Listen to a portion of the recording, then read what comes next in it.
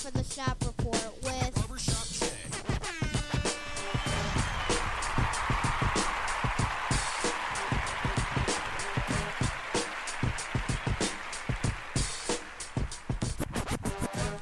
What up, sports fans? Welcome to the Shop Report. I'm Barbershop Jay. I'll be your host for the day. Here's what's happening. If you're up and around, you're out and about, and you want to give us a shout, that number to call is area code 267-687-0026. Once again, the number to call, area code 267-687-0026. And as always, we want to remind you, the Shop Report is powered by none other than Rocket Digital Media. It's the one-stop shop for all your digital marketing needs. You look them up on Facebook at RDM Detroit. Once again, that's at RDM Detroit. Or you can go to their website, rocketdigital.net, ROCKIT digital.net, and tell them BSJ sent you. Joining us on the P-Program today is none other than my cat from the NYC, a.k.a. Rucker Park. Brother Rich, what's happening? Always honored to be on here with you, sir, and the rest of the Dallas Cowboys contingent. Just always honored to be here with you, sir. Tell Mr. Jones we say what's up. Yeah, could you speak up when you say that nonsense? You already know my line. You hear that sound? I digress. And on the other side of the ledger, we got my man from up north, Joey James, a.k.a. Double J. Tell the people what you say. I definitely want to give a special shout-out to the program's Unfresh Prince, that being our host, of course, his cousin Carlton, and, of course, to my dear friend, Uncle Phil, Brother Rich, and, of course, I am your DJ Jazz Jeff. Oh, my gosh. You know what? That took about as long as the Democratic National Convention. I mean, I don't know which one I'd rather have listened to. My goodness. And last but not least, we got my man from the DOC, old Buzz D. Gully, joining us. What's happening? Everything's happening. I'm always ready. Y'all ready? Let's get it going. It's all good. We only got one item on the menu up for bid today, and that's, of course, none other than the 2020 NBA playoffs. And, of course, myself and my co-hosts here are going to break down the first day's action, get you caught up on some of the current day's action, and then take you right on up into, of course, the action that everybody wants to see. They've been chomping at the bit and waiting for not just basketball, but this Lakers-Blazers matchup and how it's going to go down. But we start things off, of course, with some of the first day's action. Pick a game, any game. And I'll do that for us. How about them Raptors, fellas? Y'all like what's going on with them Raptors? Absolutely. Oh, okay. That's Brother Rich speaking of. Oh, but you know, before we even get into all of that, my bad. Let me back up a bit. Let me ask you all, Brother Rich. We'll start with you and we'll ask you: are you glad that basketball is back, man? Absolutely. And in particular, I like the way it's back. In the bubble, no fans. Just the basketball, just the hardwood, and let's see what you got. We bringing it like the old days. We just in the gym. Oh, okay. Double J, what about you? You glad that basketball is back, man? You try to be in quarantine? Yeah. I have mixed emotions on this. Of course, I am glad the game itself has returned. Also, I suppose what comes with it is the spotty officiating. Oh boy! And maybe I save that for a later date. Yeah, we'll definitely get into the spotty officiating. I will say, on a positive note, I like the competitiveness being shown. You noticed I was silent when you said the Raptors. I would have actually gave a nod to their inferior opponent in the Brooklyn Nets because they, if you caught the very end of that game, there was some words being exchanged. So yeah. I do like seeing that despite the lack of fans. Yeah, I do too. I mean, you got to have some, competition should bring that out, that fire from both sides. It ain't personal, it's just business. I want to beat you, you want to beat me. You know what I mean? We can go all the way back to the days of the gladiators in Rome. You know what I mean? Competition been around for a long time. But to see all of this hugging and kissing and all of that handshaking and kumbaya and banana boat riding, I don't know, man. I don't think they got no place for that. At least not when the games is going on. Right now, like Bird and Dr. J, we had that discussion last week. You know what he said, man? I don't care if it's your mama, no disrespect, mama. But when we out here, you going to get it just like he going to get it. Hello. So, yeah, we need some of that action. Gully, what about you? You like these playoffs so far? You glad the NBA is back? Well, yeah, I have my feelings about it, whether they should end the season. But it seems like if the health and safety, despite this pandemic, can be reasonably addressed, then, yeah, let's bring the game back. So I'm glad that we're able to see it. And ideally, we're able to finish this season, this time to crown a champion.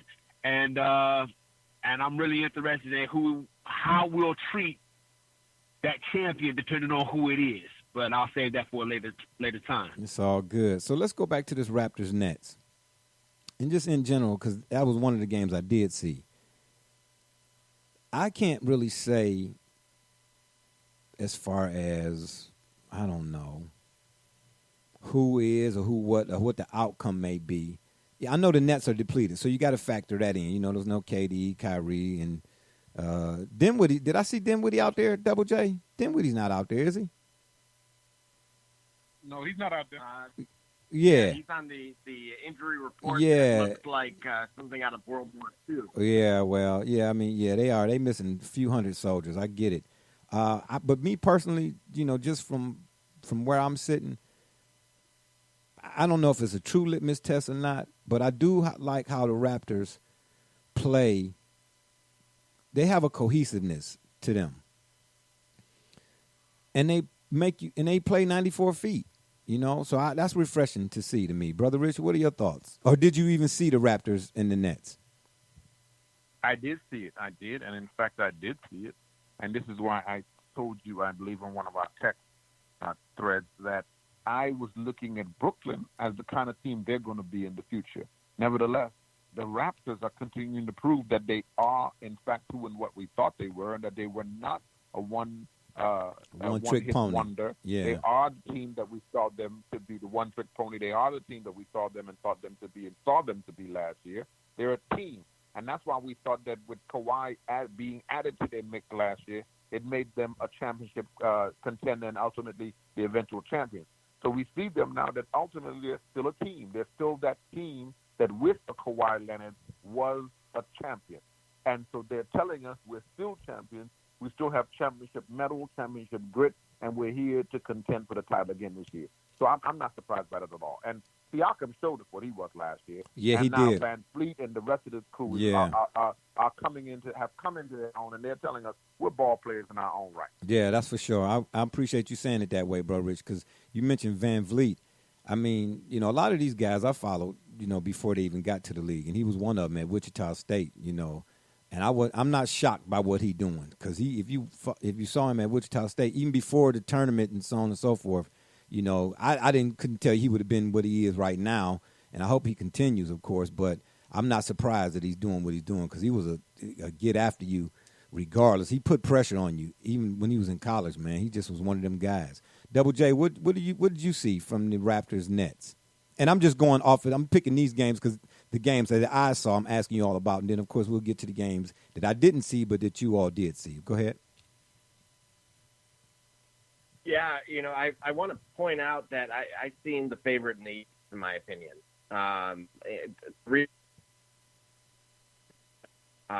The true team chemistry that yet to be matched by. Double J, you sound kind of choppy, man, in your response. You kind of like going in and out. The Raptors. Well, I think we lost him. Sorry about that. Yeah, something going on his end. Gully, we come to you. What did you see from the Nets and the Raptors? Opposite of when Denny Green, rest his soul, said of the Chicago Bears. At least here on the program, the Raptors were who we thought they were, and they remained consistent. There's nothing more I can add to what you've already said about them. I'm happy to see it, though. I'm happy to see that the Raptors continue to play 54 feet, like you said. They continue to be a well a well played team in that they do they do everything. They don't rely on one set of skills or a few talents. They get it done and they meet the challenge. I'm glad to see that. I'm looking forward to them actually continuing to succeed and maybe challenging one of the other supposed favorites out of the East, at least to get to the NBA Finals. So I'm really excited about it. Really glad to see it. Yeah, I concur. We got Double J back with us. Double J, you want to finish your thought? You were breaking up a little bit there. Yeah. In short, I want to tip the cap to Masai, the team president. Again, his story is one worth looking into for those that, even despite the success last season, may not be familiar with. Literally, an immigrant that had a small playing career, worked his way up from scout to team president. Was you have to be a motto of mine that is really embodied in him is you have to be tough, but you have to be fair as well. And that was when it really speaks volumes when you think of the decisions he made with DeMar DeRozan, Dwayne Casey, and the results that we're still continuing to see right now. A question I have for you guys, though, speaking of Fred VanVleet, is he a max player? For Toronto, he is. Absolutely. Yeah. Absolutely. They better pay him. Yeah, I was getting ready to say that too.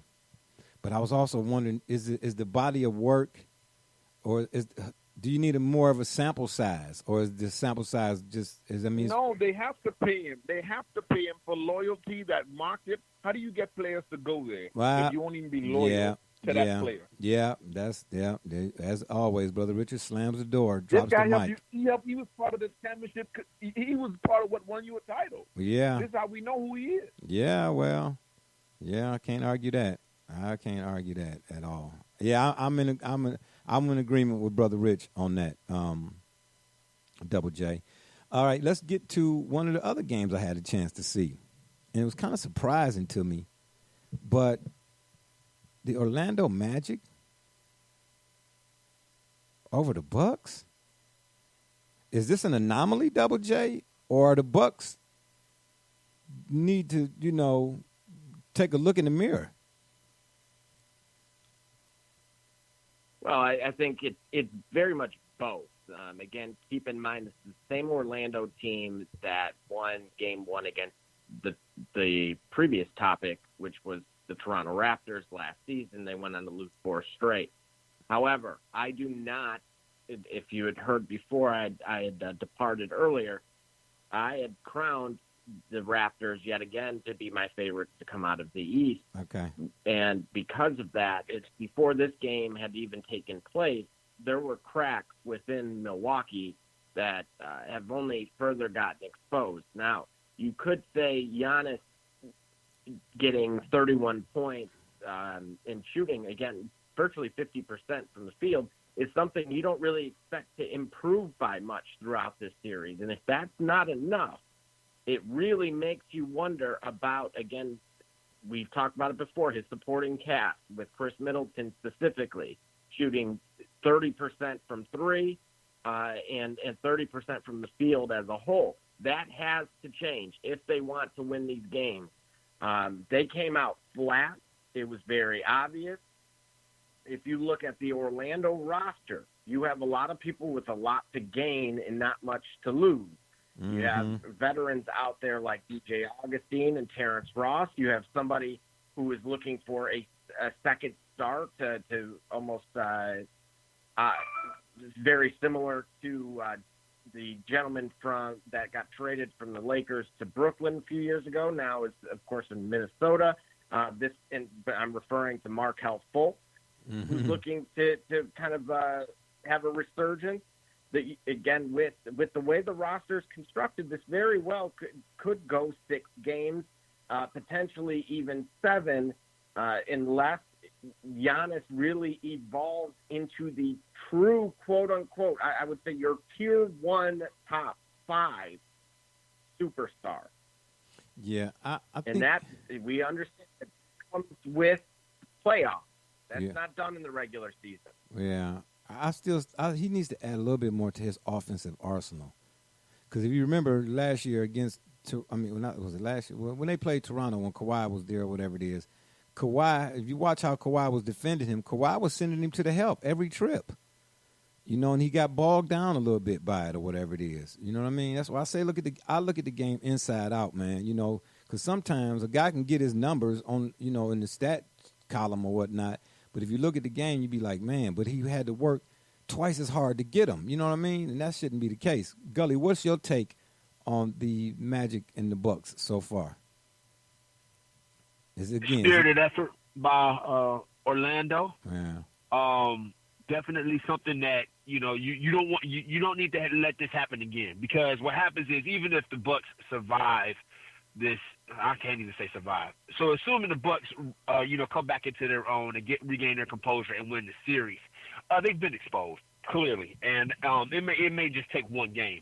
The idea of what happens is, with exposure, are you a team tough enough to be resilient to counter that, or is it something that you're just lucky enough maybe your opponent can't sustain doing the thing that that created an advantage for them?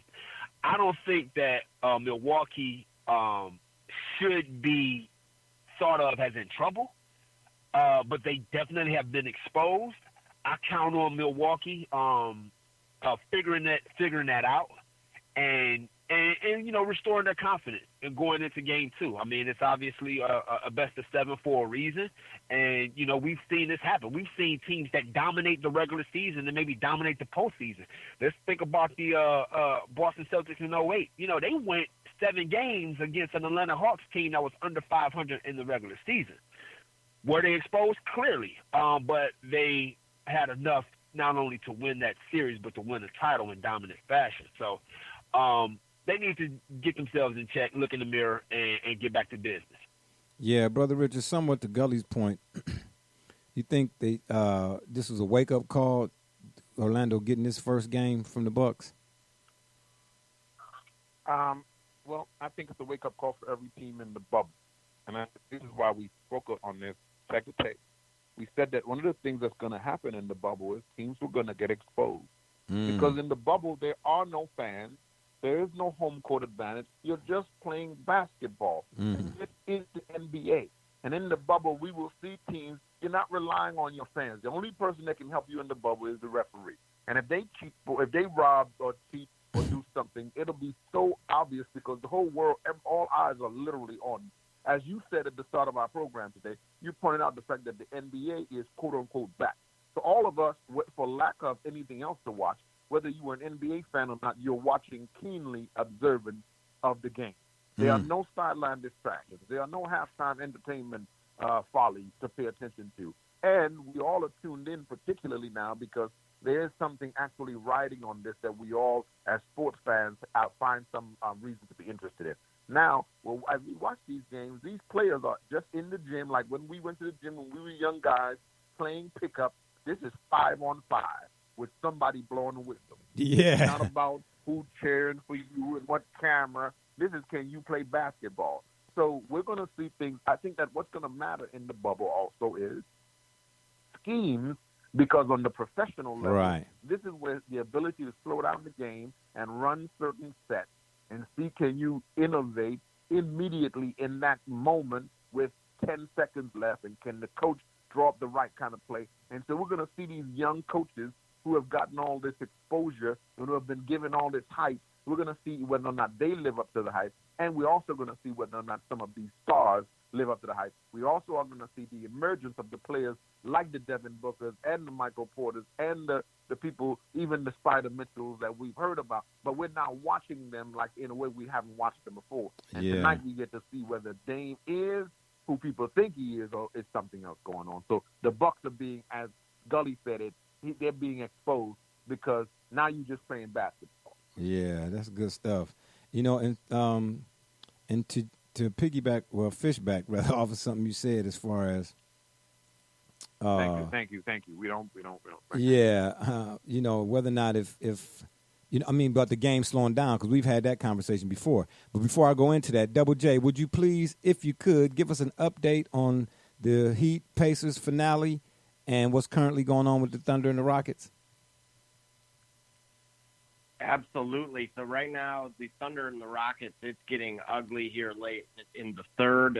They are down 20, that being OKC. What? Regarding the Heat and Indianapolis, the Heat won 113 to 101, so they lead 1-0. I wonder if Sabonis not being there is an X factor. But we'll see. I still got faith in my man Nate McMillan. They're going to make that series. I'd like to see that go 7 games. But the Heat, they underrated, I think, this year. Well, they didn't get a lot of fanfare going into these playoffs. But we'll see how that one turns out as well. Good looking out on that, Double J. Let's get back to some of the yesterdays or the first day's action. Brother Rich, again, now to fish back off your point about the game slows down, that's typically the case in years past, present, current, and so on and so forth when you get to NBA playoffs. But that Nuggets Jazz game got me scratching my head. That 135 to 125, and I used the word earlier or term anomaly. Is that what this is in that case, Brother Rich, in this series with that score? Or can the Nuggets really score? Can they keep that up? Let's look at the franchise. No, let's look at the franchises. This is historically what they always brought to bear. Those far western franchises, they bring to us, typically, during this kind of run, they bring run and gun basketball. I'm going to outscore you. Not a lot of defense. We're going in this gym and we're going to run up and down and we're going to try to run you out of here. And so what you have inside of Mitchell is that kind of player. And he went against a player on the other side in Murray who said the same thing and had the same attitude. And they were just determined that they were going at each other. And this is, again, why I'm highlighting the element of having no fans. This is just basketball players really going at each other. This is Spider Mitchell saying, I'm going at you. And this is McCollum matching him bucket for bucket. I'm just going at you. This is what we're doing tonight. And so it's wonderful to watch that kind of basketball. So I was, and remember, you said this to us many, many times on this program, as you coined it, the Today BA. We don't play defense in today's NBA anymore. Yeah, we stopped that a boy. long time ago. Yeah, it's boy. all about how many threes can you shoot. Remember, we have analytics now being such a part of the game that teams are drafting players based on how many 3-pointers we intend to shoot. Yeah, that's a this good year, point. and where we shoot them, and do we take them from this angle? Yes. So to see a run and gun, high scoring game in the Western Conference doesn't surprise me when you got Golden State here, you got Portland here, you got these kind of teams that these players are contending with every night. So this doesn't surprise me at all. I actually enjoyed it watching the young guns just go at it with each other. It's not even about, like you said, it's not even about defense no more. Nowadays, it's who got the ball last. Double J, what's your take from the Nuggets Jazz? Yeah. Well, it was why I couldn't forgive my previous Pistons regime for not drafting Donovan Mitchell. Because, I had posed the question internally that him paired with Andre Drummond would have been an upgrade versus Rudy Gobert, and you see still his effectiveness. But again, 57 points. He joined in a very elite club of when it comes to highest individual performances. But again, ultimately, it comes in the form of a loss. I would have expected more personally out of guys like Moutier, and potentially, I'm not sure why Joe Ingles gets the minutes that he does, but he was the second leading scorer on the team, and that really pretty much tells you everything you need to know. And for them to take this game to overtime, I think in future performances, if you can get more from the supporting cast, like Moutier, like Rudy Gobert, and some of these other guys, they can make this thing a series. They clearly have what I would call the kryptonite, but I do want to tip my cap, speaking of supporting cast, to Jamal Murray, because he's the guy that's not being talked about a lot. And he had put up an 36 yesterday. Yeah, but you know what? Let me ask this question. Do you think the Nuggets utilize their Jokic the right way? Well, I'm going to say yes. I believe they could make him a even greater focal point in the offense. Oh, yeah, I think so too. Again, ultimately here he's still taking roughly 21 shots a game. So I don't know how much more on your end you'd like to see him involved. But again, beyond him and Jamal Murray, if anything, I think they're misusing the roster, and so as a whole. Yeah, I want to. That's see kind of what I was Bol driving here, at too. Versus, have you gotten a look at him at all throughout this bubble process, Jay? Who is that now? Who you? Bol. Yeah, I like what I see from. I do like what I see from him. For the most part, but he is They could definitely work him in more, but when you're a young player, and it's your first time being there, I say regardless of the level, maybe not even regardless of the level, I'll take that back, especially at the NBA level in the NBA playoffs, with or without fans, what you're playing for is in the back of your mind, so it's an intensity there that sometimes the pressure can have you hyperventilating, so to speak. I just know playing in rec leagues, when we got to the playoffs, when we got to the championship rounds, the final or whatever the case may be, man, I was nervous as crap. You know what I mean? So when you're a young player, I think it does, as Brother Richard has pointed out, and we all have a time or two have pointed out how, experience, is sometimes the, under discussed factor in that as well. So we'll see. I like what I see from him so far. I really do. It's just what's on the horizon, so to speak, when it comes to him. I'm looking forward to seeing that as well. Do you think Denver, while we're on the subject, though, do you think, well, Gully, let me come to you right quick. What are you seeing from the Nuggets and the Jazz matchup? There was that one stretch of ball where I think the commentators talked about it being LA Fitness basketball. Yeah. I don't think that was too far off. You know what I mean? Like understanding that eventually we are dealing with what should be the highest quality expression of the game. I think two teams really still need to get themselves into playing shape. I think the contenders that we'll see have enough, character, poise, and ability that they always stay ready. I don't know that I saw much of that, has much of that with the Nuggets and the Jazz yesterday. So I want to put that into perspective. We did see some great performances, but I'm not certain that I like to not deal with hypotheticals, but I can't help but say I'm not so certain that we would have saw a 57-point performance from yesterday from Mr. Mitchell if this had been a concurrent season. I don't know we would have saw that. You know what I'm saying? Yeah. I don't know how likely that would have been because I think we'd had teams that would have been more prepared to play. It's still uncertain. It's still a bit surreal. But all in all, to your question, I think these are two above average teams, surprising to me. I think they can make some noise in the future. This definitely sets them up for what they're going to do next season when the regular season returns. Well, I'll tell you what, they play tomorrow at 4, as well as the Nets and the Raptors get back together at it at 1:30. So we'll see. Maybe game 2, of course, will tell us a little bit more or be more in depth than the first day's action. But I'll say this. I wanted to pose this question, Brother Rich. We'll come to you. It's been a lot of talk had they got in, and of course they did, and we'll get to them in a minute, about the Blazers being a problem from a matchup standpoint for just about anybody they play, especially, of course, with them being in the first-round matchup against the Lakers. This talk started there. But when I look at the Nuggets, I think I have to re-ask the question. Are the Nuggets, just from a matchup standpoint, more problematic for the teams out west than you would think the Blazers? Brother Rich?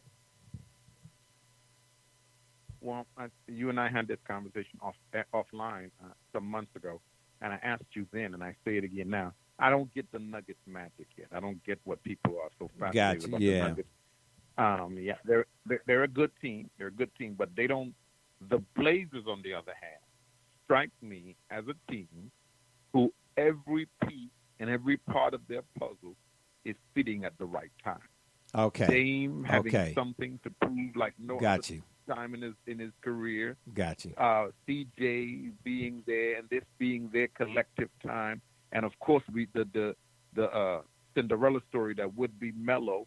He goes against one of his best friends, one of his banana boat buddies, and gives and this is the series. This is why everyone is so keen on this series, because its potential storylines are all write themselves. And so we're all looking to see who comes and then of course we don't even have to talk about what's happening on the other side of the ledger with that. When we talk about the Lakers and their history, their lore, and Anthony Davis now and LeBron himself trying to write themselves in as a part of that history, because now LeBron, if we can just talk about that all night, whether or not if he succeeds or not, or if he fails, what storylines we are looking at if they don't win a championship. Yeah. And so God forbid they get upset or even challenged seriously in the first round. So in other words, you're saying the Blazers are more quote unquote prime time in your estimation now. Without a doubt. The Blazers are their prime time. Then are the Nuggets. Absolutely. The Nuggets are young and they're coming. The Nuggets are coming, but they're yet young. We don't quite know what we have in them yet. We don't quite know what we have in them. Got you. We see a lot, but we don't know what we have. We know what we have in the Blazers. We know it. Yeah, got you. Yeah, that's well said. All right. I appreciate you for separating the two and helping us to discern. The other two games, one being the 76ers and the Celtics, I did not see. But I will ask this question, and Double J, we'll start with you. Should the Sixers fall to the Celtics in this series, especially now with the breaking news that Gordon Hayward is down with a high 25 grade ankle sprain, whatever it is, whatever they calling it now. Back when I was playing, he was broke or sprained, period. Go have a seat. But anyway, should the Sixers fall to the Celtics with one of the Celtics' key pieces being down, for how long we don't know, right? Is that the beginning of the end? Is that it? I mean, they're going to do a complete shakeup of that squad. There's going to be some people gone, especially you and Brother Richard have said about, Brett Brown maybe being the first domino to fall. Or do they try to hold it together and, quote, unquote, trust the process for another season? No, I will say that the more wins they get in this series, the more nails that go in the coffin for the pairing or the duo of Ben Simmons and Joel Embiid. And it's simply put here, there was a point in time in that game, I want to say, late in the first half and in the early second half, with Embiid out and this small ball lineup that Brett Brown had placed actually had made up the deficit of 11 that they were facing at the time. And it looked like Boston was a little perplexed on how to handle it. And then when Embiid came in, they, again, remained step for step with Boston. It was concerning, especially as you pointed out, Gordon Hayward was going to be out for 4 weeks. Oh, wow. 4? I'm intrigued to see, can Tatum and Jaylen Brown continue to have the same amount of success that they had in Game 1. But overall, I do believe that regardless, the pairing, that combination of Ben Simmons and Joel Embiid is finished. Brother Richard, what say you? Is the story in Sunnyside, Philadelphia done and over with if the Sixers don't manage to pull through in the series? Heck, let alone not win a game or two maybe? Well, I think that story is finished anyway, for a whole host of reasons, not the least of which it's run its course. But I have to agree with everything that what they just pointed out to us, in that every win is a continued evidence for the nail in the coffin of the pairing. And the fact that the personalities have not meshed on or off the court says to us that at this point, because Embiid is about to hit the stride of his prime. Ben Simmons is in his prime. And so we can't risk continued injury seasons. We can't risk them clogging up the lane, not getting along on the court or off the court, and them sending subliminal shots at each other. And we cannot. So that's the kind of situation where you got a clean house.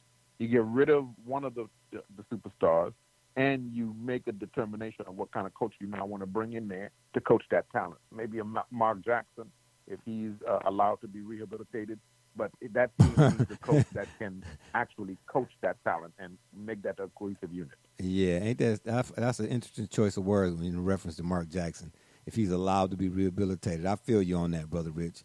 But we'll talk about that off air. Gully, your thoughts on the Sixers and the Celtics? But the Sixers, of course, more importantly, I'm asking, are they done after this season, or do they get another, or do they get one more year to trust the process?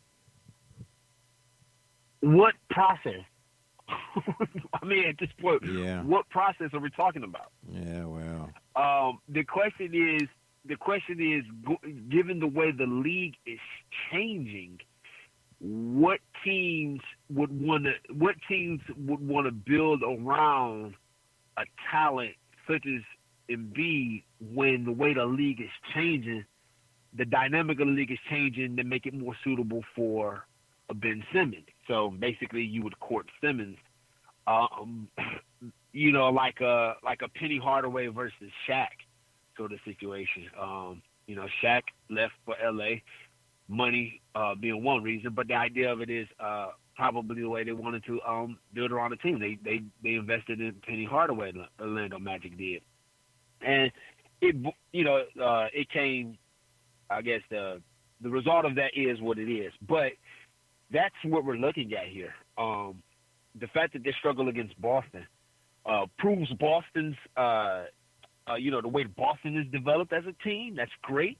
Applaud them as well and Brad Stevens. But it looks like this team should be better than that. We should have more certainty that the Sixers are the team to be in the East by now, and that it's only between the Sixers and the Bucks. We don't have that certainty, and they've been around long enough for us to be able to have that if they are successful. They're not. You got to make a move. Where do you like to see Embiid next year? Maybe with the Thunder, a talent like Chris Paul, if he decides to remain with the Thunder. I'm just theorizing because I think that's the conversation we need to have when it comes to the Sixers. Yeah, and you know what? Going back to something you said about the Orlando Magic Shaq. When you get a chance, go look up his reasons as to why he actually decided to sign with the Lakers. If you don't already wait a know, minute, Jay. Huh? Here's why. If you watch the This Magic Moment documentary, or 30 for 30, he had every intention on re-signing. With Orlando, that's what the Magic, but they lowballed. Yeah, somebody in the Magic's organization ticked him off.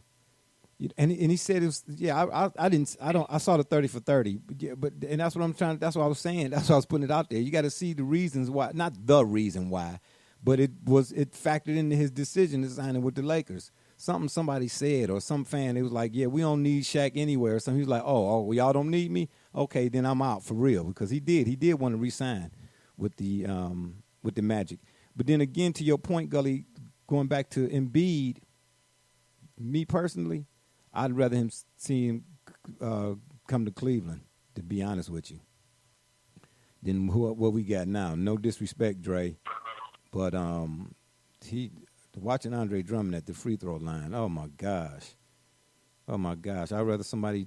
Why would you want to do that to that man? Why you want to do that to that man? I'm just saying. I wouldn't want to do that to him. I'm just saying for my benefit. You know what I'm saying? So I can have a reason to go down there and see fundamentalities. But anyway, I get where you're going, Brother Rich. But to watch Andre Drummond at the free throw line is like scratching your nails on the chalkboard. Let me ask you this though: despite the laundry list of flaws and the lack of overall development in Ben Simmons, and as Gully pointed out, the way that the NBA is played, who do you really pick between those two? Oh, Because no. naturally you would say Yeah, no. it would be cut and dry.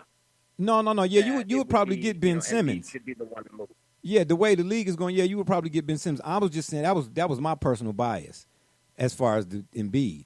I didn't even have Simmons. Oh, I know it's been talked with him connected with the Cavs, but me personally, I would like Embiid with because the Cavs already got guards who might turn out to make a name for themselves. Garland, Porter, and Sexton are more than enough to run the Cavs backcourt, even if you're going to go to a 3-guard rotation. Porter can definitely play the 2. Sexton is not as polished as a floor general as I'd like at the 1. But Porter could play the, and I'm talking about Cleveland's Porter. Porter could play the 3 in my estimation, and if you're going small ball especially. And then who did I say? Porter, Sexton, and Garland. Garland could play the 2, and I'd let Sexton run the point because bringing him on and with a guy like Embiid, I'd take that. I'd take that because the Cavs got young cats to keep your eye on. Are you seriously trying to tie up roughly $50 to $60 million in cap space? No. And at the No. forward position or center position? No. To do what are the alternatives? What do you mean tie it up? Why not? Listen. Hold on. Let me. Actually, Gully, I'm so glad you said it that way because that was exactly the position the Detroit Pistons were in 6 months ago. Double J. And that's why let me say this. When I seen a report that they were going to draft a center out of USC. But you can't look at Houston has all but gotten rid of the 5. Listen, I know that. I get it. It's not going to win a title, but how could you? Do you really believe that pairing of Drummond and Embiid, who do not like each other, by the way, so that's not going to work? No, you didn't hear me. I said just in a fantasy world, so to speak. This is just me saying what I'd like to see. It was not literal. It was strictly figurative. I don't like Andre Drummond. I'd rather have, if I had my way, I'd rather have Embiid than Andre Drummond.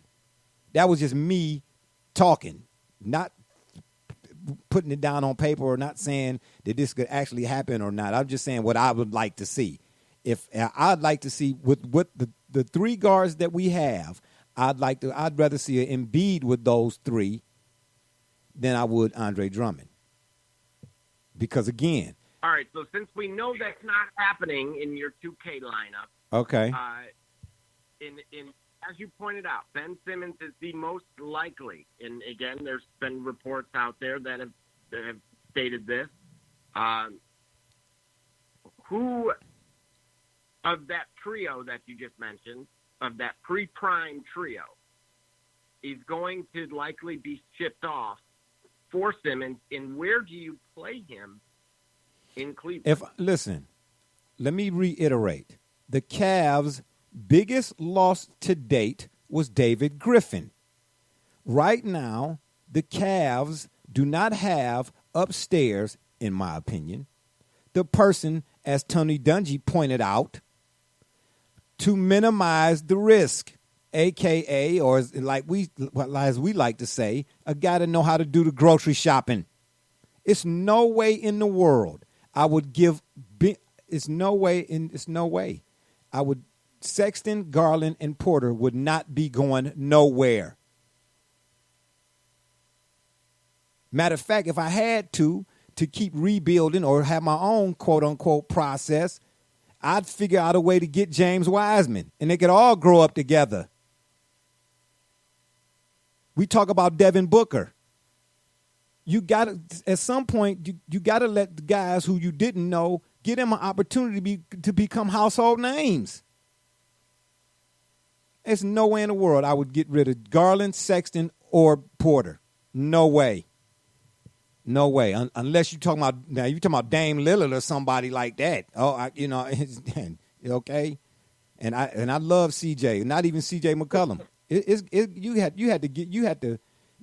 had to put together a guy I know got dog. I know a guy when the other team before they come out the locker room and they drawing up designs or whatever, however they do in basketball. I don't even know how they do it no more. But be like, hey, man, when we on defense, y'all better know where that guy at. Yeah, if you're not talking about giving me a guy like that, then we ain't got nothing to talk about. We ain't got. That's why some GMs get fired. And why the Cavs go look at the Cavs. Go back to 2000. Go back to before LeBron got here. And look at how the Cavs, the person who was in charge of drafting for the Cavs, go look at the guys that they had Whoa. and got rid of. What do you mean? Yeah, they had Darius Miles. They had Carlos Boozer. No. You're not hearing me. Right. You're not hearing me. I said the guys, they had Jamal Crawford too and gave you. I'm talking about the guys the Cavs drafted and got rid of before they was even able to put a uniform on versus the guys that they actually ended up with. Danny Ferry, Tragic Langdon. Man, let's get back. Let's get back to these games. Please, let's not go down. And I like Wayne Embry, but yeah, especially during the Mike Fratello years. Oh my gosh, Cedric Henderson, Bobby Sura, The czar. Yeah, the czar. And I loved Mike Fratello, but man, ain't nowhere in the world. But, yeah, okay, yeah, but yeah. And the last game, just to confirm. Yeah, I was going to say Jamal Crawford. You must have been getting him confused with somebody else because he was drafted by. It was part of that Baby Bulls team in the. No. He was drafted. No, he was drafted by the Cavs. He was drafted by the Cavs. Yeah, he was a draft night trade. Thank you For Chris Mim. Thank you. Players. Thank you for mentioning Chris. Yes, Chris Mim. Yes, and let us please. Wait a minute. Now, hold on a second. Now, here's what I want to. I'm going to run this by you guys. If DeJuan Wagner would have been the DeJuan Wagner we thought he was going to be, does that make that move make sense to you? No, because guess what? No. As much as I like DeJuan Wagner, who thought? Listen. Hold on. We needed a 5. We didn't need Chris Mim. Thank you. Bro, first of Thank all, you. It was Jamal Crawford. Listen, Double J, believe me when I tell you, when we know the Hang on a second. Hang on, Gully. Jamal Crawford was not that dude at Michigan. Okay, He was okay. Listen, but what I'm telling you is Vitaly Potapinko and Chris Mim, if Jamal Crawford wasn't that dude in Michigan, then Vitaly Potapinko and guys like Chris Mim shouldn't have been that dude at all in coming out nobody's mouth. They was 100 times. Go look at Chris Mim at Texas. Oh my gosh. Listen, but here what I'm saying all I'm speaking to is the Cavs draft history. The Cavs draft history points to the fact, once again, that the biggest loss to date is David Griffin. Okay? We talking about D. Sagana with the first pick in the 2007 draft. The Cleveland Cavaliers select D. Sagana Diop. Yeah, D. Sagana Diop, Chris Mills. Man, stop it. That's why I said the Cavs. Well, I must interject. Jay. Sagana Diop happens to be a friend of mine. Oh, stop it! I didn't say he wasn't a nice guy. You know, and the fact was that, in fact and indeed, that was the history of the Cleveland sports franchises up to that point. So he was just an unfortunate. He was a casualty. That happened to be caught up in. Yeah, of a casualty. You know, I'm a nice guy. Okay, I'm a nice guy, but don't hire me to be your plumber. Okay? Exactly. That's what I'm saying. Man, the Cavs, man, let's get it. No. Gully, technically, as the only resident of Ohio on this call, you're the only one that really should be speaking to this. But go ahead. Wow, Brother Rich. So where did I meet you at? Again. Oh, okay. Go ahead. What'd you say, Double J? I know you don't live there anymore. Not word is born. What'd you say, Double J? I disagree that, leading into the 2003 draft with LeBron, if that lineup with a healthy DeJuan Wagner, I actually believe they arguably could have been and competed against the 2005. They would have represented the Eastern Conference in the 2005 finals. But Not he- the Who would have? you talking about the With what? With what? Actually, that with was what? a dangerous group. That was a very dangerous group. With DeJuan Wagner, again, you insert LeBron, you have Darius Miles there, you have Carlos Boozer there, and then again, if you want to say what you will about Chris Mim and Desana Jop, but having folks of that stature, being able to pair them against Tim Duncan at that point. oh Would stop. The series would have been over in 3 man, games. the series would have been over. Over in 3 They games. wouldn't even play the series. No, absolutely. Man, not. Tim Duncan would have ate. Man, Tim Duncan would have. Listen. Oh, hey, oh no. Listen, man. Please let me say this. First of I will all, tell you this. hold on. Let me say. Jamal Crawford on that Cavs team, if they would have developed, or if Jamal Crawford would have been the guy he turned out to be, to complement a guy like LeBron off the bench, to be able to provide consistent offense, whether LeBron's on or off the floor, with whatever else they had on the roster, even allowing the Drew Gooden thing to happen by them trading for Drew Gooden when Carlos Boozer left. That team versus Thank the you. 2007 That would have been different. or 2005 Spurs team would have made a huge difference in the series. And listen, let me say this about DeJuan Wagner. As much as I like DeJuan Wagner, Here's why. outside of that 100-point game he had in high school, what made you think DeJuan Wagner was going to turn out to be any kind of pro? See, people want to highlight his injuries, but DeJuan Wagner had issues. He had issues with the pro game well before he started having injuries. It was nothing in DeJuan, and I love Still DeJuan had Wagner. Jeff McInnes there as well. Oh, I man, just, Jeff you know, again. And you had Tony but then, you know, Batiste. even Ricky Davis at that point would have been sufficient, Jay. Man, Ricky Davis was. Did you think J.R. Smith be drinking the hen? Man, Ricky Davis is the one guy who threw the ball up so he could get a triple double. Man, don't know. Listen, I'm telling you, I know the Cavs draft history, man. Believe me when I'm telling you. All I'm saying to you is, You bringing up all types of bad memories for us, Double J. listen, Like, but this is listen. terrible. We got to relive this. Listen, I remember on TV that night they drafted Jamal Crawford, and I didn't have as much of an idea who he was, but I knew who Chris Mim wasn't.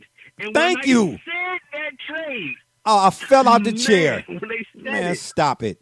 Listen, after them Mark Price and Mike Sanders and Craig Elo, the jury's still out on him, and the Ron Harper, after Wayne Embry left, man, that time in between Wayne Embry leaving and LeBron getting here, the Cavs had a championship roster and traded it away for Chris Mim and Bobby Sura and Trajan Langdon. But now they had a championship roster. Are you hearing? I'm being cynical. I'm speaking strictly to the Cavs draft day blunders. The Cavs, and I use Jamal Crawford simply. He'd be the only one I use. The Cavs announced Jamal Crawford, and before the draft was over, they had traded him to Serbia for Chris Mim. Are we really having this conversation right now? I don't think so. Again, can we please get back to the Monday's actions in the basketball? Thank you very much. Now, I didn't get to see the game in its entirety, but of course, there's been a lot of talk about the first day's most anticipated matchup, and that's with the Dallas Cowboys and the Los Angeles/Vegas Raiders. My bad. You said it right, too. The Mavericks and the Clippers. You know what I mean? Double J, since you got the floor, would you tell us what did you see from the Mavs and the Clippers game that stood out to you? And does it say anything going forward or whatnot in the outcome of the series? Oh, absolutely it does. I've seen officiating that was just atrocious. I've seen all the flaws in cons that are often related to the league itself on full display. I do also, but regarding the actual product on the floor, I've seen the biggest mismatch, which was head coaching. Doc Rivers outclassed Rick Carlisle. Yeah, And there was more than enough opportunity and talent on the floor for Dallas to come away with that win.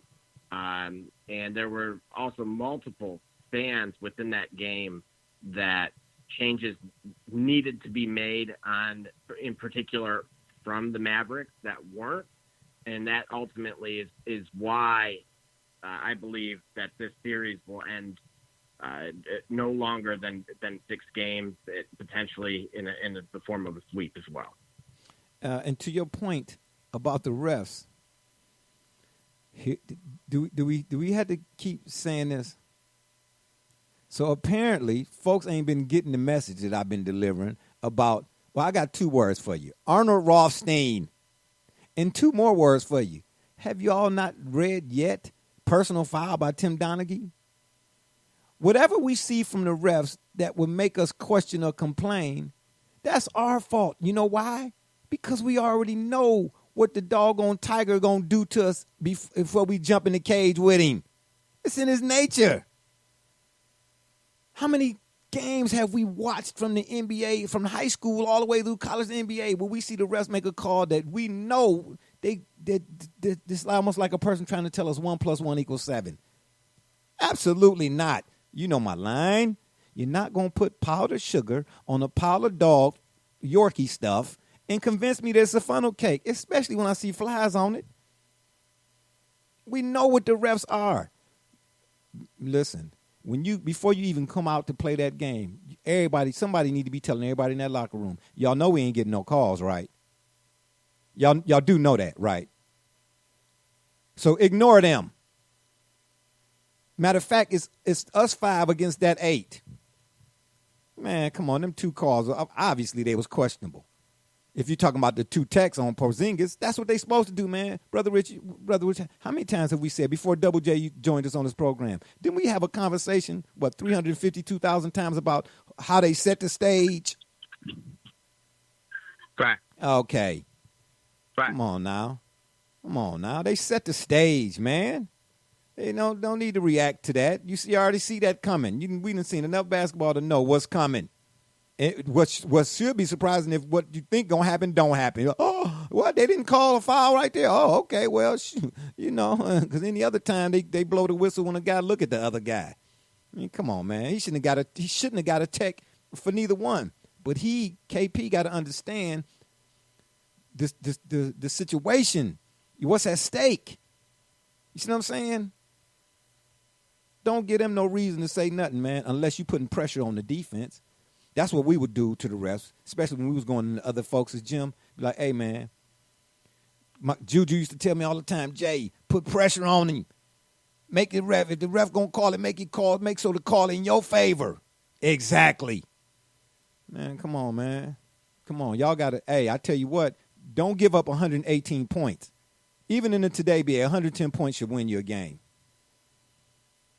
Because that's the one thing about the Trailblazers that most folks who made saying that they could beat the Lakers, they kind of backtracking on. Y'all know who I'm talking about. He might be listening, but I ain't going to say no names. Is the fact that they don't play no defense. What did I just say earlier?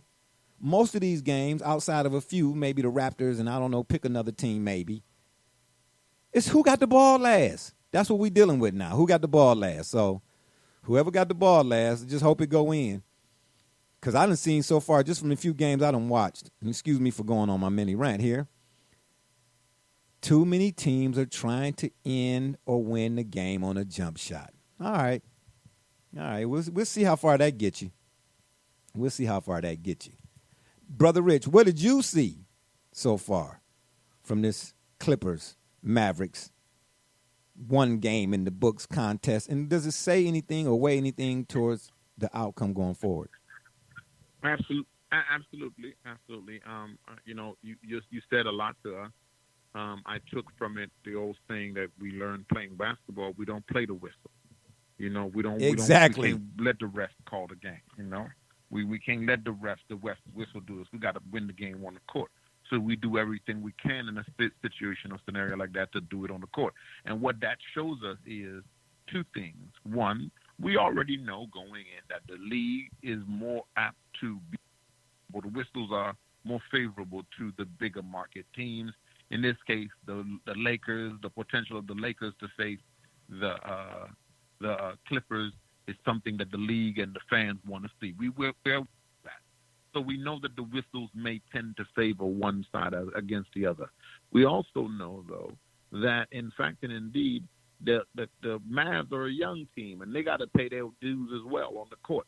So playing an experienced coach who knows how to go against them and knows how to use the experience of his players and the seasoning of his players against the young Mavericks team. So we're seeing that as well. And so a trend is going to wear the Mavericks down, and we expect them, the Clippers, to at least win in 5 or 6 games. That's what we're looking for. Yeah, I see that too. And you know what? Also, on the flip side of already knowing what the refs are and how the refs do and what they be and so on and so forth, I did say that there are some pure moments in the game. Because when I say set the stage, everybody plays a part. And primarily the player's part is you got to put the ball in the basket. The refs ain't going to do that for you. You get what I'm trying to say? But on their part, man, stay out their way. Gully, what did you see from that Clippers Mavericks that will say anything to you going forward in regards to the outcome of the series?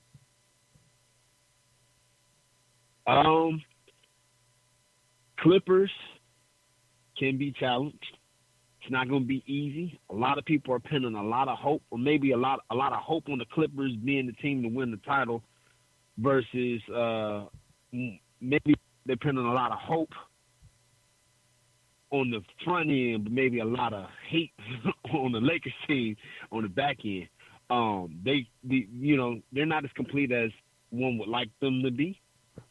But I didn't see anything that would suggest to me that they're not going to be poised to make a deep run in the playoffs and eventually win.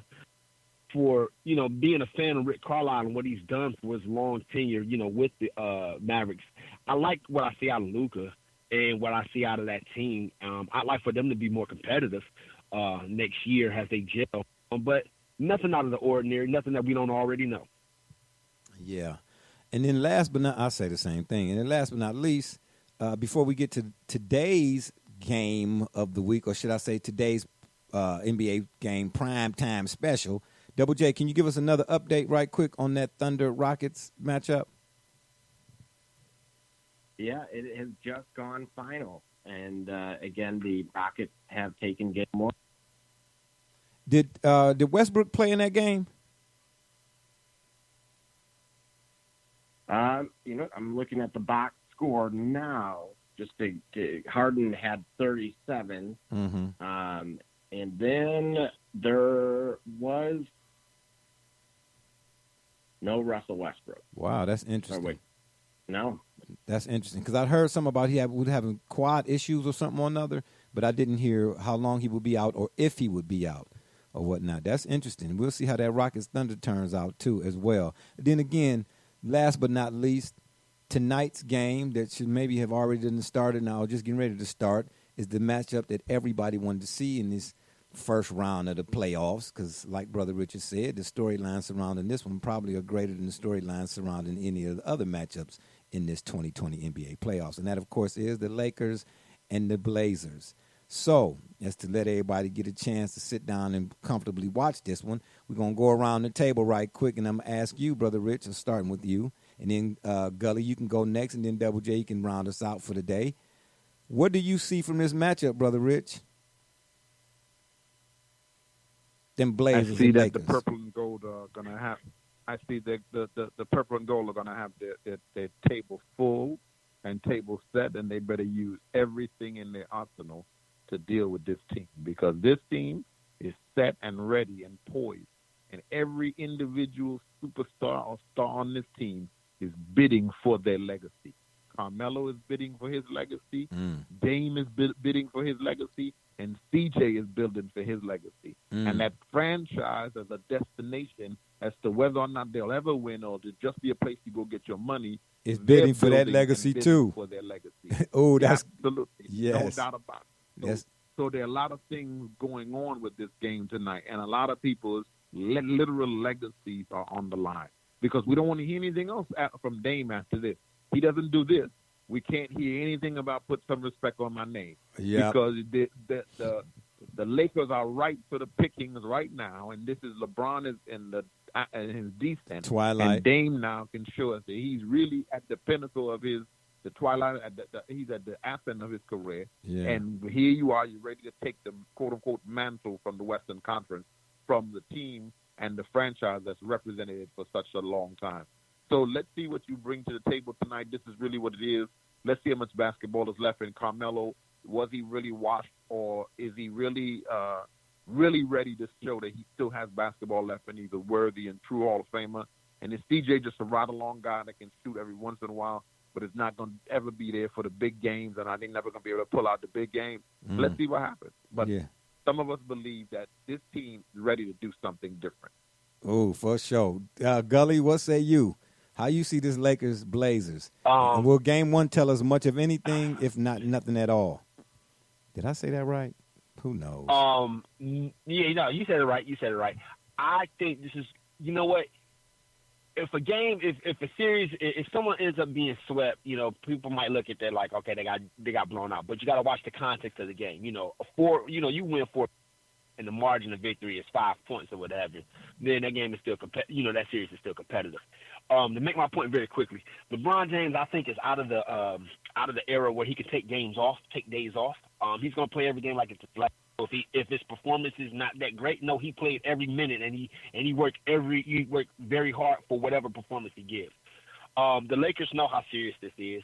Dame Lillard and the Blazers know how serious it is. Remember, well before, in some conversations I had with you years ago, I told you there was one thing about Carmelo Anthony that I always had an opinion about him that I never quite, which is why I never could quite give him the credit that he deserves. And I said that what Carmelo Anthony does is he plays with a point to prove. The Carmelo you would get versus a prime Kobe Bryant and Dwayne Wade is not the Carmelo you'd get versus Aaron Gordon. Yeah, gotcha. Yeah. Okay? Yeah. He has a point to prove tonight. Okay? When he was with the Thunder, couldn't quite get it off. They were not in sync. He's got a team that I think respects his appreciation, his contribution. He's going to play. He's going to be the Carmelo Anthony that they thought they were going to get with the Knicks over that entire stretch. I look for the Blazers to have a very great game tonight, and I like them to come out and surprise and take the first game of the series. But I can't speak more than that. I'd like to see how this game is played out before I can speak about the series. But I like the Blazers in game one.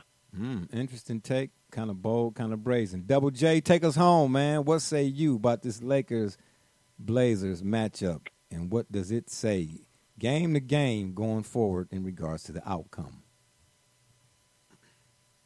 Well, if there were ever a time for Damian Lillard and the Blazers to shock the world, this would be it. There's no home court advantage. As we know, Dame is a competitor, but we also hear quite often about a quote-unquote playoff bronze. So we're playoff going mode to activated. Exactly. In full effect, there will be no excuses come the end of this series. We talked about nails and coffins earlier regarding Sixers. The same very much can be, I believe, will be said regarding Portland with the points that Brother Rich made. If Dame time turns to lame time when the lights are shining the brightest here. Interesting stuff. Interesting take, fellas. I'm so glad y'all came to join me on the P-Rogram today. And on that note, it's been fun, but we got to run. We appreciate y'all for listening. Don't forget to check us out right here on the Spreaker.com network. You go to the search box and type in the Shop Report. And while you're there, please subscribe. Or you can check us out on Facebook, Twitter, or wherever you listen to your favorite podcast and give us a follow. And don't forget to subscribe to our YouTube channel. as well as dropping us your comments, suggestions via email, theshopreport365@gmail.com. And you can also take a look at our website, theshopreport.com. And we want to remind you the Shop Report is always being brought to you by Rocket Digital Media, the one-stop shop for all of your marketing digital needs. I hope I said that right. If I did, if I didn't, my bad. And if that don't work, Google it. For my mans, B. Rich, Double J, D. Gully, and all those who follow and support us, we say thank you. I'm Barbershop Jay, and you've been listening to the Shop Report. And remember, the next time y'all want to know what's really going on, man, come to the shop. Walking-ins are always welcome. Holla. Hey, the Cowboys will never be America's team.